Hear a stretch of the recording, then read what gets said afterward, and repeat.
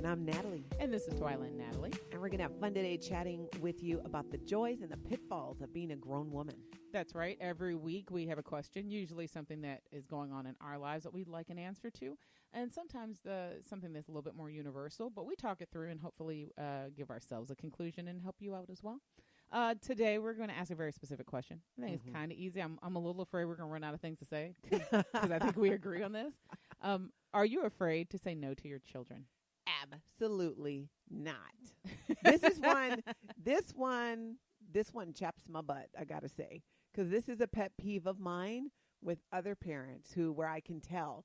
And you see it when, say, you have a kid who's like, hey, Mom, could we go to the sports store because I want to look at footballs, let's just say. And you know you're busy and I'll get out and you don't have time to do it. And Mom goes, well, we'll see. No, you know you can't do it. You know you don't want to. You know he doesn't need it. So you go, you know what? We're not going to do that.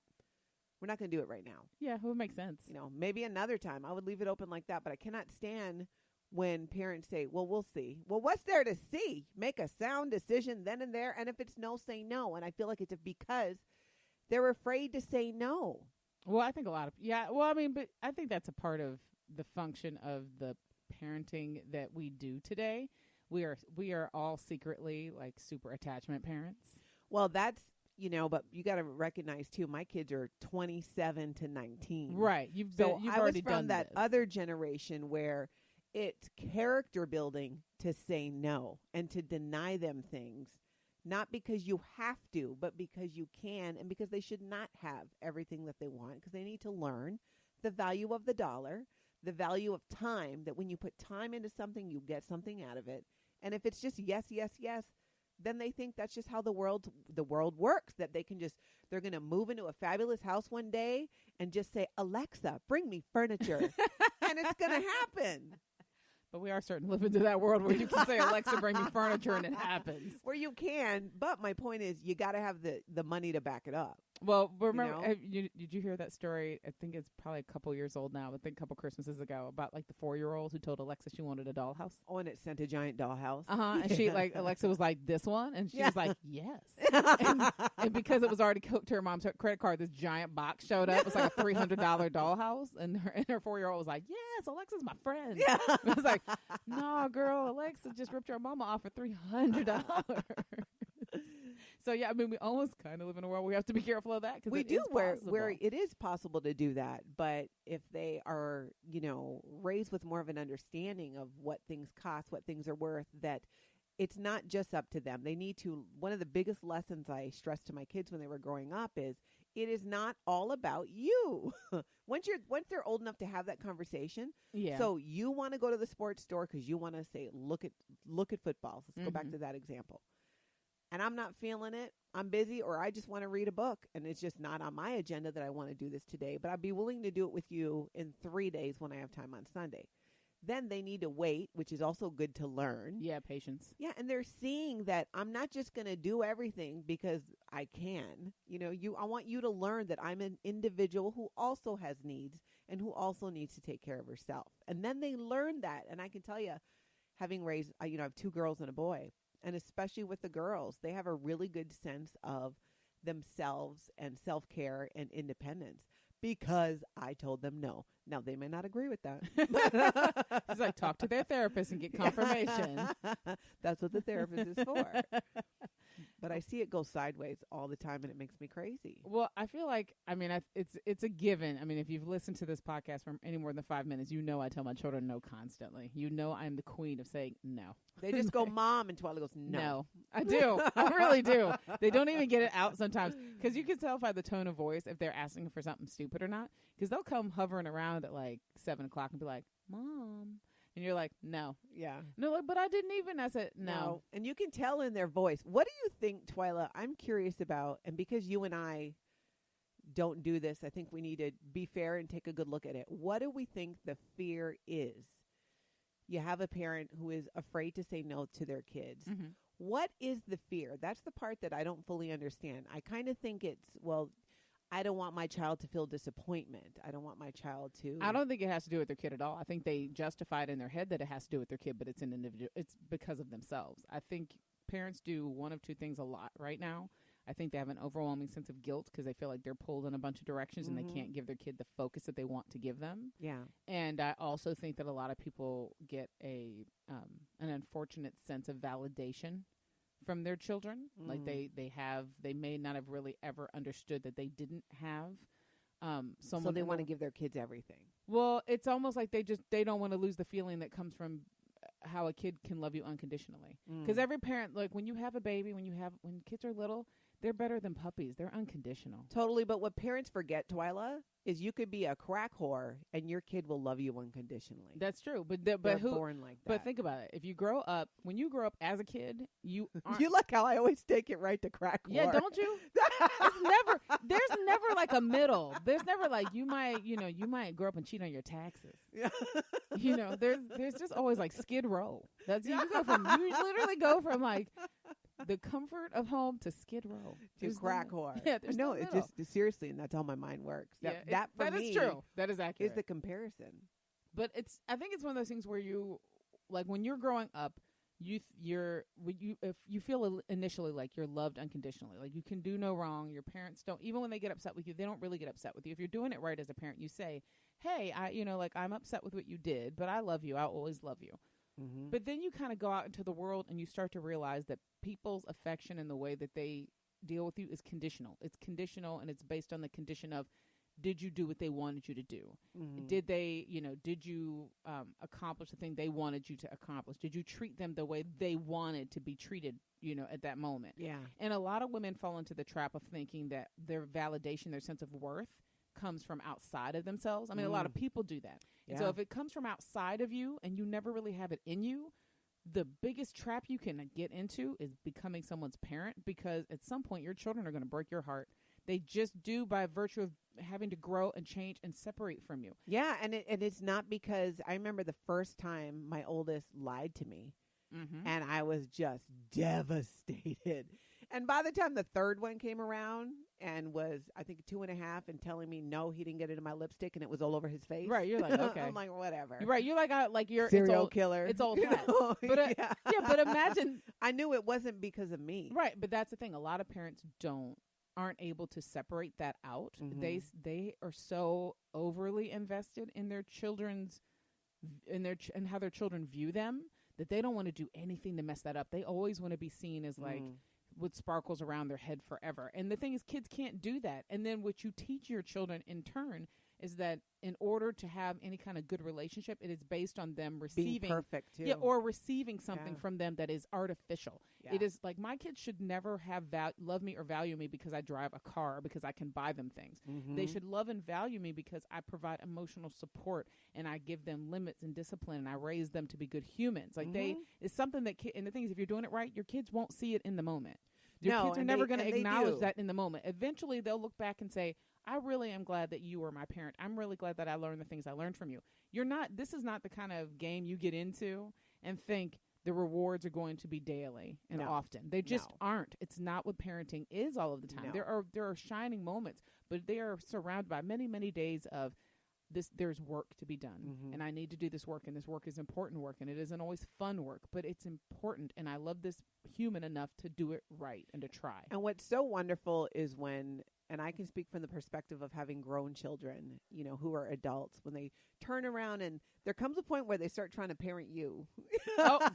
And then they want to throw some of that back a little bit, and you it's a reminder of, oh yeah, or it's really interesting when you instill, like I worked to instill a sense of, being frugal with my children. Even if you can, doesn't mean you should. Right. Let's, and now when I want, I was looking at places recently because I'm moving, and I sent my daughter some ideas, my oldest, and she emails me back. She's like, that looks like a resort. And she's like, maybe you should scale it down a little bit. Right. I'm like, Shelby, I'm practically going to be living in a tent as it is. This one doesn't even have a fireplace. I mean, come on. Seriously. And it's not underground parking. It's under the building. And it's barely heated. I'm barely getting by. So this is scaled back. And Shelby's like, she's like, there's a fitness center level gym. I'm like, oh, so I'm not supposed to work out now? You know? sound like you want me to break a hip? Now you sound like me when I was like 20 and trying to justify to my parents my own apartment. Like, Yes. Like, but mom, my friends live in a building with a party room. I need a party room. Wow, you ain't got no friends. My mother used to say that all the time. You ain't got no friends. Yeah. I'm like, but I could get some friends with a party room. Exactly. I'm looking at like there's a rooftop deck where there's grills and space there. And I'm like, Right. see, when you guys come to visit me, we can hang out And there. the thing is, I'm not saying, because I think this even extends further. You're solidly in that age range. I'm running into the age range with children where we see it in the news. We hear about it all the time. The idea of like boomerang children and millennials moving back in with their parents. I'm not saying that if you have the means and the ability that you should just say no to your children. Yeah, you, no, not you all know the your time. kids and you know what they need, and it's okay to give them a hand if you can. Like like right now, we're a perfect example. My parents didn't have a lot when we were young and getting out on our own, so we had to make our own way and figure it out. Not because my parents didn't want to help, but they just didn't have it. But now we're adults, and I have nieces that are off in college, and my parents are able now to do things for them that they couldn't do for me. Yeah. And you can't. There's a moment where they can help them, and you want to make sure that they're learning how to get out on their own feet. But there's a part of me that's really grateful that my parents actually got a chance to do that for someone the way they wanted to. Yeah. Even if that means that this kid might be a little bit more particular about like saying, I just need $200 for, and it's like I pretty need random. 800 thread count sheets. Right, like where things are, where the requests are random. Yeah, I know what it's like to have to scrape for every single thing. Yeah. But just because I know what it's like to scrape for everything doesn't mean that I've had to learn that doesn't mean that's what made me, this or type that of you person. have to always do that all the time. I've recently decided that one hole in a sock means throw it away.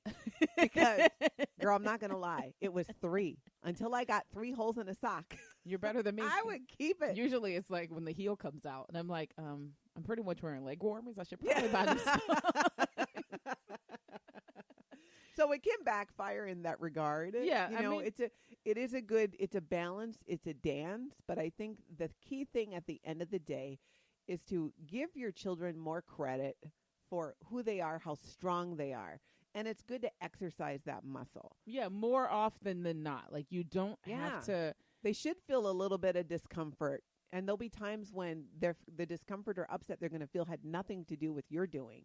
But it's character building, and that's how we learn. Yeah, and I think we had this thing in our house for a while where we, the goal when you're parenting is to do more for your kid than what was done for you. Like the part in your life that you got to, my parents did the best they could, and I'm successful, and I feel good about that. Now I want my kids to have more than I had. Like I learned to get a good job and to work and and to pay bills, but I didn't always learn how to like save significantly or learn the stock market or learn, certain skills that would actually put me in a higher place than I am now. I want my kids to have that. So now I'm giving them different skills that I knew I didn't get. And not because my parents didn't want to give them to me. They just didn't have them to give. I know more now. I can do more. Yeah, my kids have gone, 2 of them graduated from college. One of them is in college now. I didn't go to college. Right. And you already know in your head, like I've done something to help make you. Yeah, it's I'm more. pushing you further. Yeah, I help give you a shorter runway. Right. And part of that is you have to understand where it's important to put the yeses and where it's important to put the nos, because there are places for those to go. Like my kids can almost always tell you we have been raised, and they have been raised to know that you get presents twice a year. You get presents on your birthday, you get presents for Christmas. I'm not like a Tuesday, mid-April, hey, let's buy that doll because you like it. I am not a reward you for good behavior or good grades with, a gift. You're not going to get. You're just going to be fed tonight. Right. It's, listen, did you. Grades are your job. Right. Great. Exactly. Grades school is your job. I always tell my kids, you got one job, school. Do it well. Yeah. Do not make me act like supervisor at this job. Yeah. You don't see us going to our bosses and going, oh, I did my job today. Can you give me something more than the paycheck I'm getting? Right. That's not how, exactly. That's not how the world works. Now, I am more than willing to catch my kids doing good, but when I catch my kids doing good, the kind of rewards they get are very specific. It's, hey, it's Saturday afternoon and won't have anything going. Come sit with me and, let's, you can have the remote. Let's watch something you want to watch. Yeah. Or sometimes I'll relent and tell my son, you can explain that thing about magic that I don't get. Yeah, Like, just that I don't want to listen to. yeah, but okay. that I can. My brain can't wrap around it. But Come tell me all about Dungeons and Dragons. yeah, but he's so excited that I'm like, Yeah. I'll let you have that moment. Or Mhm. you know, when my daughter brings her drawing books to me and says, I want you to see like the 75 costumes I made for this one character that I really like. Mhm. I'm gonna look at every one of them. Mhm. I may have a pat response of like, that's great, but I want her to know she's seen and she's heard. I want him to know Yeah. he's seen and he's heard. Those don't need to be translated to, hey, you did so good. You were the best artist that ever lived. Right, and you're such a great artist. Let's go to Fridays and have dinner. No, that's not how this works. Like you have to make sure that they're measured and they understand what they're getting. And that they understand where the rewards are and how. Exactly. And a lot of them need to be internal rewards. Like I tell my kids all the time, I say no to things that I know they can figure out themselves. Yeah. A lot of the time, and Sometimes they just need a little bit of time to figure it out. right. It's like you'll figure out if you really want to do this. You'll figure it out. Mhm. Like if especially when it's like simple common sense things. I'm Yeah. always like when they say I'm hungry. I don't know what Mom, can you fix me some lunch? No. Yeah, you got 2 legs. Right. I'm like, yeah, I got a Mhm. house full of food. You can do it. Yeah. Well, Yeah. but I wanted to make that thing in the stove. I said, okay, you want to learn how to make that today? Mhm. I will show you. Yeah, I will. teach I will you. walk you through it. Let's It's that do whole teach a man to fish. I think we're good doing it in Yes. other relationships and areas. Yes. We need to do it more with our kids, and even through. It's also knowing what they're capable of and pushing them a little bit, but knowing they also know you're not going to leave them. My son called me the other day. He was kind of far away. He's like, my minor emergency, Mom. I'm in a ditch, but I'm okay. But the truck went off the road, got stuck in the mud. Oh. And we can't get it out. And I don't think AAA will come out here. Can you come get me? And I was like, oh, yeah. No. I'm tied up at the moment. She's like, literally? But Yeah, it's I was okay. hoping to get tied up. Wasn't about to let my kid cut across that. But I knew in my head if he called me back again. So I told him, well, AAA is going to come out there and get you because that's what they do. Right. So why don't you try a few things and, if you don't got it figured out, let's talk again. I didn't commit myself, but I Right, said, but no, let's I talk can't again. come get you. Right. 5 minutes later, got the truck out on my way home. Right, because you know Yeah. your kid and you know that their first Exactly. like, I you know know his his initial first reaction. response, right. Yeah, is no. Oh my gosh. And he 9 times out of 10, when I'm like, oh no, actually, I can't. So what can you do to fix it? He does. Yeah, he'll actually Yeah. he just needs the push of like Yeah, and he's I'm, the younger I think one. You're capable. Yeah, and right. being the baby in the family, we all over cater to him. Right, his everybody sisters babies as well. them. Yeah, everybody And does being that. the only boy. So I know that, he'll need a little bit more pushes like that. Different from my girls who were at 19 living on their own in college and taking care of themselves. Right. See, and I always say that's a really I'm now at the point where I can recognize sort of what the bounce back is for each of my kids. I've been learning to sort of talk to them in terms of you're going to get knocked down. Not that you don't get knocked down, but Yeah. you're going to get knocked down. Yeah, you're gonna. The bounce back is what's important. Yeah, and that You is need to such a pop back great up. lesson, Twyla. I'm so glad you talked to your kids about that, because this idea when we blow smoke up our kids' butt and be like, life is so great and the world is a wonderful place You and can be nobody ever, anything you you could be want. president if you want. Now, if they really wanted to, yeah, it's true, they could. As long as you were born in the United States, you meet the criteria. Don't get on social media. Yeah. Are white. Exactly. A man, preferably. Hey, Obama wasn't white. Obama gets to be the exception because we're not getting another one for like 50 years. They're just not going to let us have it. But we do talk like that. We're very much about like Yeah, if you're bouncing. realistic. Yeah, if you're bouncing, You're not back. scaring them. right? Like but the world's a scary place. right? But I do scare my children. I have little black children that live in the Midwest. I scare my children like that all the time. I'm like, you need to watch your 6 at all times. What is a 6? Your back. It's a military term. Why is it called a 6? I don't know. I just know it's a good phrase. Watch your 6. I Yeah. like that. I need to work I that think into you're my thinking of the clock. vernacular. Yeah, the 12 is in front of you. The Oh, 6 is the behind 6 you. is behind you. Yes, Okay, I'm that always like makes sense. I'm always like watch your 6, and if they're together, I'm like you shouldn't be walking side by side. Somebody needs to drop back a couple steps. Because that's a crowd. Yeah, right. And we'll get into all of the tactics for being black in America that I teach my kids on another day. but I mean we are always talking about like if something similar how we speak to our daughters. Yeah, like my son is the classic like panic first. Something Yeah. happens. I was like, oh my gosh, and there's like calm down. Yeah. Let's think it through. My middle daughter is a classic. I got it, but really she doesn't have it, but she just doesn't want the you to house is on see. fire. I'll just get a hose. I'm putting out the fire. Right. Oh my gosh, the fire's so big. And she's not even that far. Like, she's like, the house is on fire, and she's like, yeah, I know about fire. Let me Google it. Yeah, right. And then she'll be like, should I put baking soda on it? Should I get a hose? Should I, like, what kind of fire? And I'm like, girl, house is burning down. That's right. Right. Alexa, how do you put out a fire? Right. And like I said, the little one is the one I'm always like thinking, because she's the baby, I always think we must coddle her too much. But really and truly, she's the most sharp-eyed because she can see everybody. Like, I'm learning over time. She's like biding her time with these fools. Yeah, like I'm learning over time that she's the most sort of observant. So like there'll be, if there was a fire and the three of them are in the house, my son would be running around like yelling, like, what do we do? And my daughter would be looking at it like, let me figure it out. And the little one would have already crawled out the window, grabbed the dog, went to the neighbors, called for the fire truck, told the fire department that her stupid siblings are in the living room, and called me. And not even called me. She'd have her tablet because she'd send me like a kick message like, Mom, house on fire. I'm at the neighbors. Don't worry. Like that's totally her.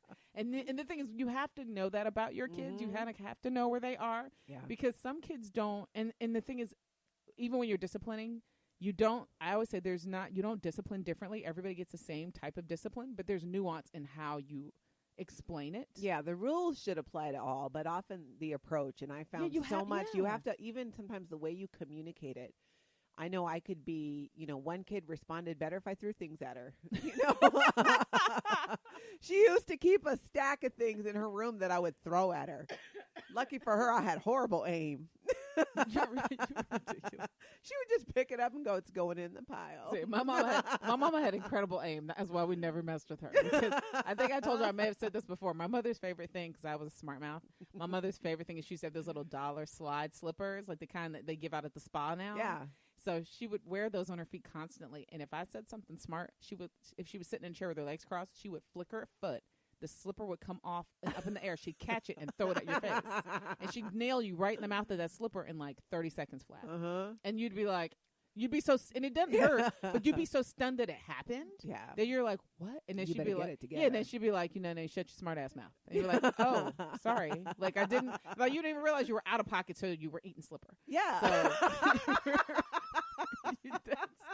So it's like, okay, I have now learned, and I already think I can already see the difference. It's a healthy dose of fear, a healthy enough. Right, but yeah, and the thing is, you're going to curb that attitude because, like you said, you don't want to eat slipper. Right, and there's like already a chasm. Like I would never, like my kids actually know they can come ask me things. Yeah, and that the scale of what they ask me can be pretty great. The answer is going to be no. But sometimes we'll discuss why it's a no. Yeah. Or sometimes it's just an absolute no. Like you're just being stupid. Right. But my mother, there was never that, so my parents were born in the 50s. This was their philosophy was, don't even ask. Mm-hmm. You know better than to even ask. Like, and yeah, that's how my mother used to answer sometimes. Like I would ask a question. She would go, you know better than to even ask me that. And then we'll walk off. So then not only it's a no, but now it's a no and you've made her mad. So now I'm not going to ask for anything like, except not even food for the next week. I'm going to lay low. Now you're on the radar. Like in my house, my kids know they can come ask me. But you also learn some self-sufficiency that way. Oh yeah, completely. And I said, and my kids now know that they're like, my kids tend to ask me. If you went to your mom and said, I'm hungry, she'd feed you a slipper. Yeah. There's no like, no. No, I mean, and I tell my kids all the time, do you realize that dessert is a luxury? Totally. And they're like, really? And the thing is, it is not part of a meal. Right. And in our house, like in this particular house where we live as a family, we have incorporated that into like our, like special time together. Mm-hmm. It's a treat. It's not an everyday, but it's not something that's foreign as a concept. Like I remember going off to college and having dinner at a friend's house, and they, like at the end of the day, their parents pulled out like a cake or a pie, and I'm just like, is this somebody's birthday? And they're like, no, we just made a cake, and I'm like, y'all do that? Are they about to kill me? Right, and I remember thinking in my head, I want to do that. I want to have that with my kids one day, and it just happened to like shake itself out. So we don't do extravagant things, but there's ice cream in the freezer, and we can all have a scoop of ice cream at the end of a day if we felt like we earned it today or we need it today. Mm-hmm. Like it's okay. But we also easily can say no. Yeah. That's not happening. Yeah, tonight. and you're also teaching, and I think this is one of the most valuable things when it comes to not being afraid to say no to your kids and to say no to them when you need to, and even sometimes if you don't need to, just if it's going to be a good lesson. and it teaches them moderation. Yeah, that, You know, listen, like you said, it's a spoon of ice cream. It's not, I'm going to go hog wild with a bowl. Yeah. On the everyday. It is a great lesson in having that early on in life of knowing, okay, there's that expectation. Okay, in our house, we only have dessert once a week or whatever it is. I know not to ask. Like you're kind of teaching them some boundaries and moderation. Yeah, we've been thinking a lot about how we sort of approach how we explain things to the kids when there's a no involved. Yeah. Lately, on things I consider sort of ancillary things, I say no, and if they ask me why, I go, because I'm your mother and I'm allowed to say no. Mm-hmm. That's just the rule. Yeah, but that's then when like, can I have a lollipop at the store? Yeah, No. no. And Yeah. you know, it's like, why? You know why? Yeah. Because I say no. Mm-hmm. But when it's bigger things, I've become more accustomed to and getting into the habit of explaining the no, because I know we're about to transition from the big things just being, hey, can I have a Snickers bar? Or no, like the big things, like my son is old enough now to go places by himself, and he wants to be able to stay till it's dark. Yeah. He wants to stay till, like, I'm going to the comic book store, I want to stay till it closes, which means you're riding your bike by yourself at 10 o'clock at night. Like, it's, you know, stuff like that where you trust him and you've given him all the tools, and now you gotta lean into that a little bit. You gotta give a little bit more Right, freedom. but we're gonna go from that very quickly to he wants to go someplace with his friends in a car. He wants to be with, you know, this girl that he's chosen to be with at her house or at this location. And you have to be able to have at least enough of an open dialogue that when it has to be a hard no, that you can have a conversation. Not that it's an agreement, but you can have an understanding of why this has to be a no for me. Yeah, or how it also opens the door to having a conversation about what needs to happen for it to become a yes. So it gives them something to work towards. Yeah. Marriage. I remember I used to tell my son, he's like, so when I'm 15, then I can get my driver's license. And I'm like, when you show me you can work a vacuum cleaner, we can even start to talk about you going to driver's ed. Tell all the truth and shame the devil. It's like my son is in the house. Is he in the house? But you see, it's not a flat out, it's maybe a no right now, but here's what needs to occur. Here's the responsibility I need you to exercise to take it to that next level. Yeah, I agree. So for now, it's no, but here's a plan. And then you know what? They work the plan. They have a goal. There's something they need to invest to make that a yes. See, and then they bought into it. They take ownership. There's more ownership because if it doesn't happen, it's because they didn't hold up their side of the deal. Yeah, it's completely on them. You. Yeah. So it also, as parents, makes it like, well, I'm saying yes, but this just needs to be done. Yeah, and if it's not done, that's on you. Right. Like I tried. I'm trying to make it work for you. Yeah. Part of this is, you know, if they want something big, it's okay. It's keeping your room clean every day. It's whatever it is. I like that. I really, really like, like I said, we're only now at the point where we have to have those discussions. Yeah, because now they're getting to be bigger things, Twyla. And that's the thing about the bigger thing is, you know, I remember when my first daughter was little, I thought, I will never let this girl drive. I will never let her go on a date. I mean, I just couldn't see any of this happening. None of it's ever happening. But it does sneak up on you, and you as a parent realize that you need to give more freedom and leeway and give them more opportunities to fall, and then so they can learn how to handle it. Yeah, like I'm already at the weird, like, you have a phone now, and everybody knows I keep my poor son's phone is on lockdown constantly, but I'm trying to give leeway to have, like, I'm trying to remember, how did I learn to have discussions with, like, other people? How did I learn how to talk to boys and talk to girls comfortably? Yeah. I actually had, like, privacy to do that. Like, I know my mother wanted to know our business, but she let me go sit on the porch with the phone that was on the cord, close the door and talk, right? As long as I wasn't being appropriate. She didn't hear, like, a bunch of dirty words flying around. She let me have those conversations for however long. And I'm like, I need to do the same thing. So if he's on his phone or if he's on his Google chat or the text messages are going like crazy, he's socializing. Yeah, and it's he's socializing in the modern age. Yeah, and it's important. He needs to be able to do it. And he'll do things with members of the opposite sex and in a group, you know, when they start going out where it's like 2 girls and 4 guys, or they're just going to the mall or walking around town. Yeah, we did, you know, Sadie Hawkins. Oh, that's when the girl asked, right? Yeah, and that was, and all the boys are so oblivious, they didn't realize that that's what it meant. And they're like, we're just going as a group. I'm like, but it's an equal number. And they're like, yes, so those are dates. Yeah, one of you has a date with somebody. All of y'all do. Actually, you just don't get it. But I mean, it's, you know, it's that thing where you have to let it, you have to let it breathe a little bit. Yeah. And then sometimes you have to fight against your own tendency to say no, because there comes a point where you've given them the skills, where they've shown you who they are, where they haven't done something tremendously stupid to lose a privilege. And when they say, you know, it's Friday night and I want to go here, You actually have to say yes. You have to resist the automatic no and say yes. Here's the parameters. Yeah. Go forth and try. And give them the opportunity to do that, because that's how they also will gain the confidence to not be living in your basement when they're 35. Amen, sister. To launch, to get out there. Yeah, amen, sister. I'm all for that. Mm-hmm. So I suppose we should ask the question one more time. Are you afraid to say no to your children? Absolutely not. No. I probably thrive on it too much. I think we both do. I think I have a little bit of a zing that I get from just saying no on spec. Mm-hmm. Before, like, I like answering before you even get the first sentence out there. They'll say, "Mom, nope." But I didn't. Nope.